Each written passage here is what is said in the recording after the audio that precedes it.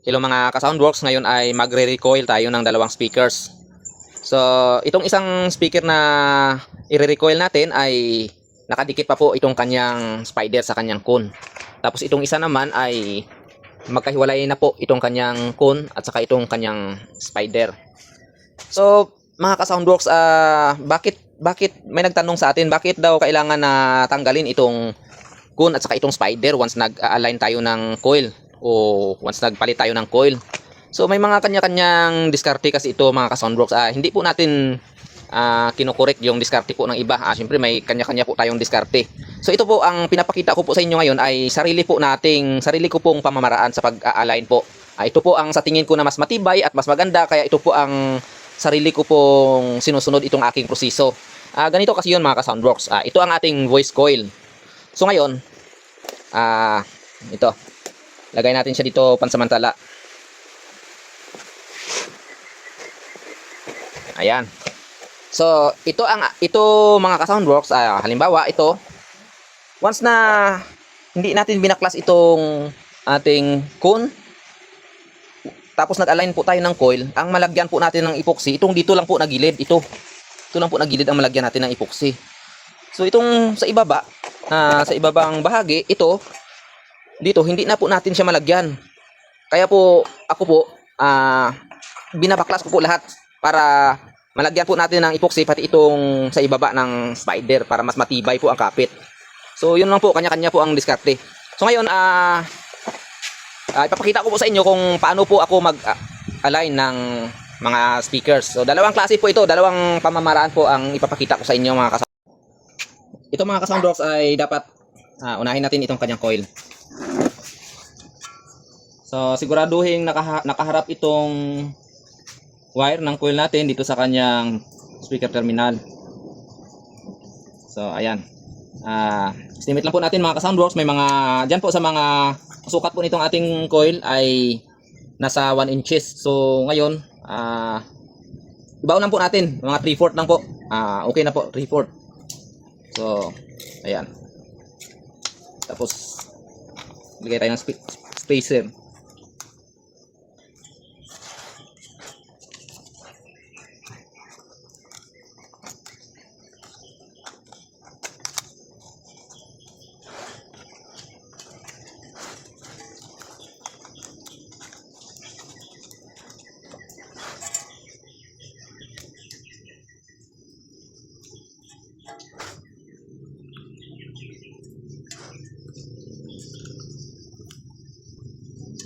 So ayan. Tapos isunod natin mga ka-Soundworks itong kanyang spider.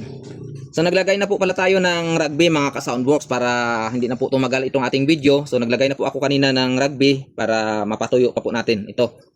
Magkabila po ang nilagyan natin ng rugby, itong spider at saka itong frame. Dapat po hindi po masikip itong coil dito sa butas ng spider para hindi po madideform itong circumference ng ating coil. Tapos dahan-dahan lang po na ibaba.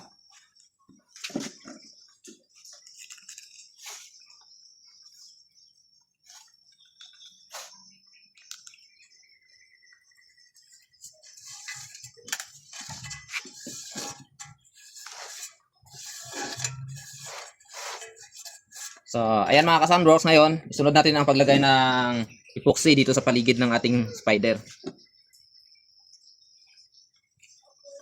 Ito mga ka-Soundworks, kahit hindi na po tayo maglagay ng epoxy doon sa likuran ng ating spider kasi direct tayo na naglagay po ng epoxy dito sa ating coil at saka sa spider natin.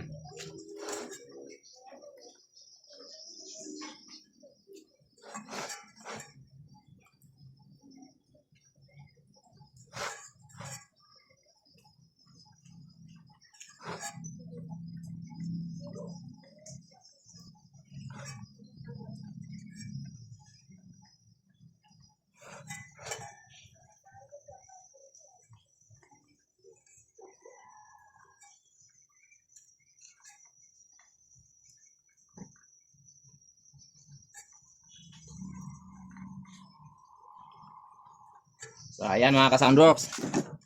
So ngayon isusunod na natin itong ating cone. Ayan. So itong ko natin mga ka-Soundworks ay nakapaglagay na rin po pala tayo ng rugby. Ito. So magkasabay natin sila kanina nilagyan kasama ng ating spider. Ngayon, ang pagposisyon nitong kun mga ka-Soundworks, tingnan niyo itong kanyang pigtail. Dapat sintro pa rin dito sa kanyang speaker terminal.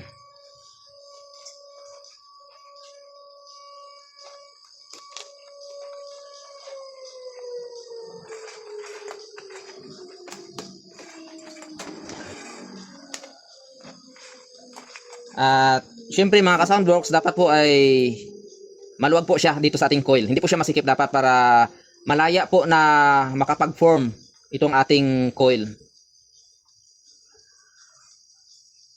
So ayan, ngayon fix na po natin ang gilid. Tapos before tayo maglagay ng epoxy mga ka-Soundworks, idikit na natin itong wire dito sa kanyang pigtail para at least paglagay natin ng epoxy, so masali na natin itong pigtail.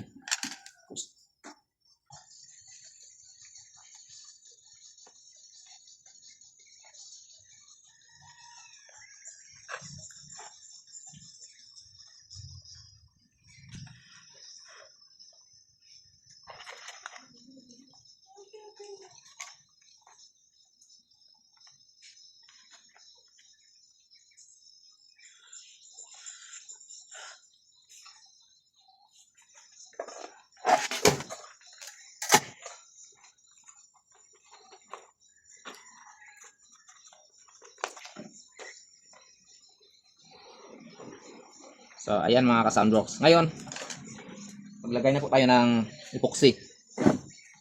Salin na po natin itong pinagdugtungan natin dito sa kanyang pigtail.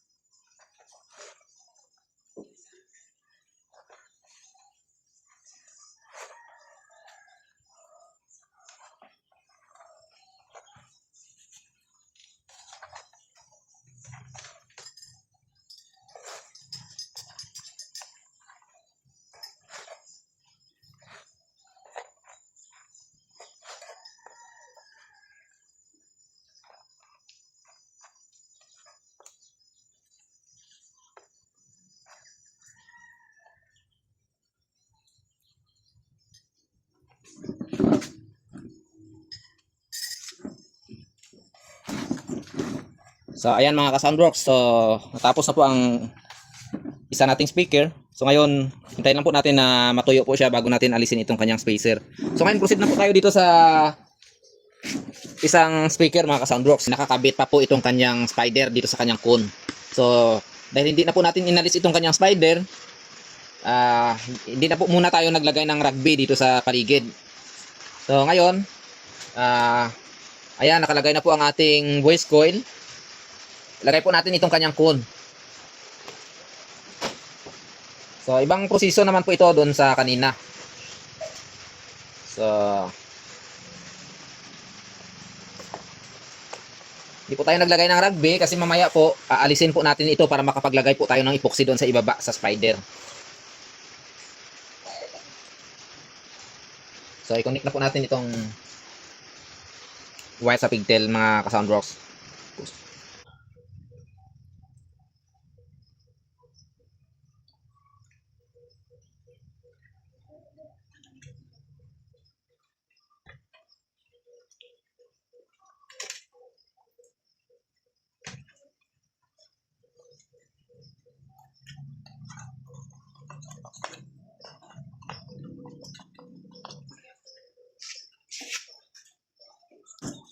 Ngayon maglagay na tayo ng epoxy mga ka-Soundworks.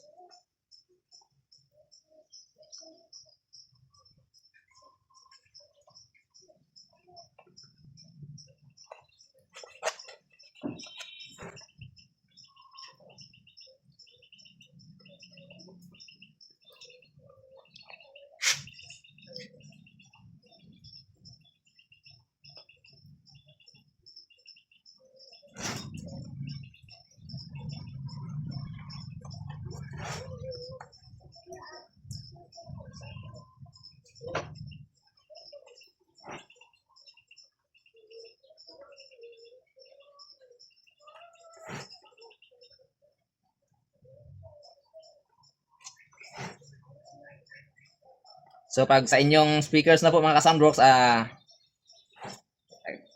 gandaan po ninyo pag lagay nitong epoxy. Ito mga ka-Soundworks, for demo lang po ito.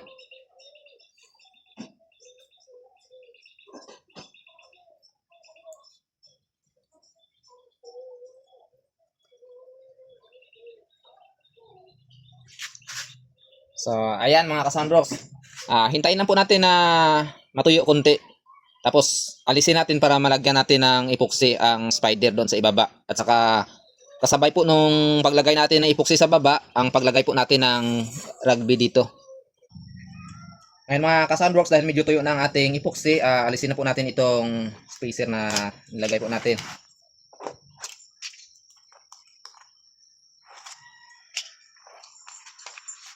Tapos maglagay po tayo ng epoxy dito po sa baba.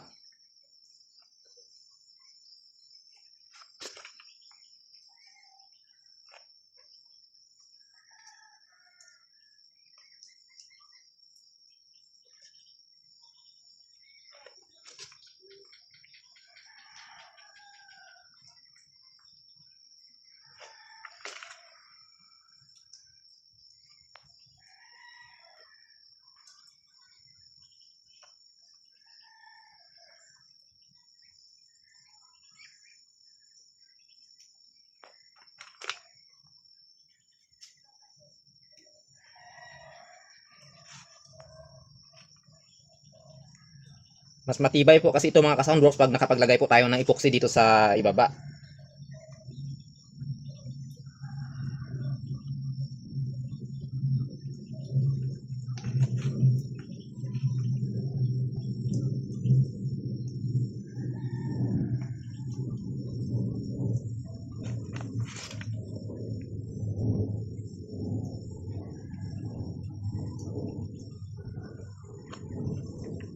So, ayan mga ka-Soundworks.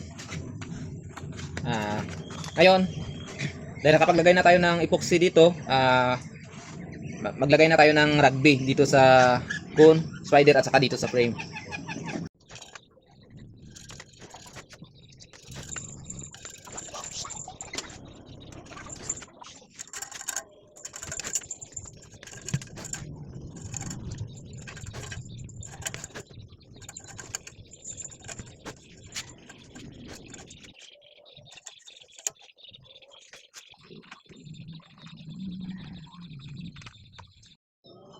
Ito mga ka-Soundworks, dahil nakapaglagay na tayo ng rugby dito sa ating spider at sa ating cone, pati na rin po dito sa ating frame.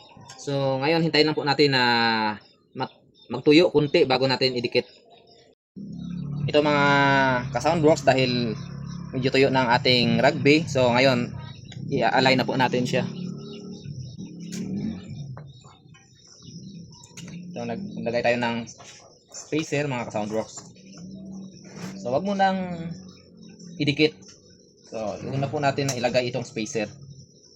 Ayan po, kung makikita ninyo, ayan nakaangat po siya konti.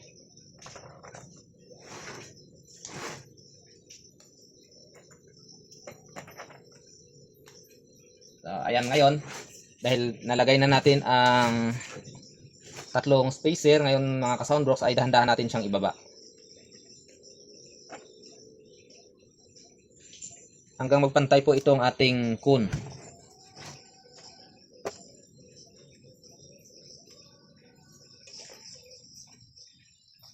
So ayan mga ka-Soundworks, pantay na po ang ating cone. Ngayon, dikit na po natin. At saka ganoon na rin po itong ating spider dito sa ibaba.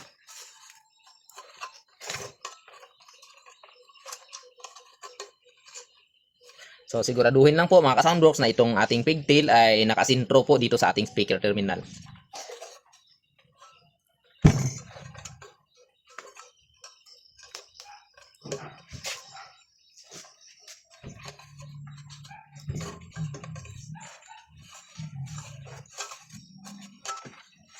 So ayan mga ka-Soundworks. So ngayon, ito, ilagay na natin na-install na natin ang cone, coil at spider nitong dalawang speaker.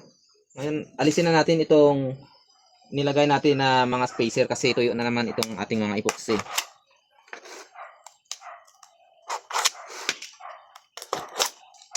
So ayan mga ka-Soundworks, so ang ganda ng alignment. So wala tayong maririnig na kahit kunting sumasayad mga ka-Soundworks. Yung isa naman,